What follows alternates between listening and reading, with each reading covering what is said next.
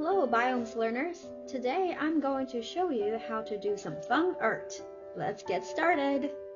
We are doing acrylic pouring art today. So you will need a canvas. If you don't have a canvas, you can use a white poster board, or it doesn't have to be white.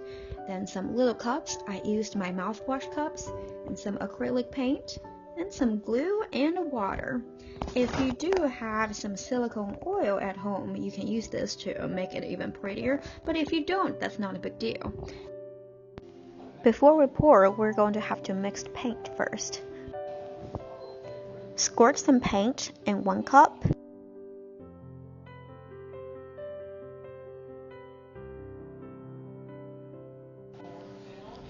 Now squeeze some glue in the same cup. Make sure you're only squeezing a little bit so it does not get dried fast and also it's not too sticky. Now let's add some water. Make sure you only add a tiny little bit every single time so you don't make it too runny. The paint is still a little thick, so I'm going to add a little more water and mix it up. If the consistency of your paint mix looks like this, then you're done. If you happen to have silicone oil at home, this is time for you to add some. You can add about 2 drops. Then stir it up. I have finished mixing all the paint. Let's get started. First of all, we're going to pour the white paint mix to make a base layer. Use a tool to spread the paint out evenly. This will help the paint to flow better. Now let's get ready to do the pouring.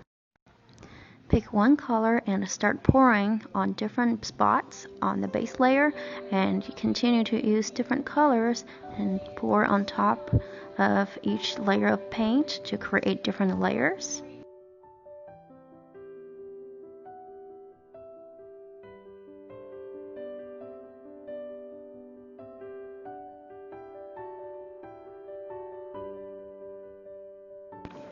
When you're satisfied with your pouring, you can start tilting the entire canvas and let the color flow and start covering the edges of the canvas.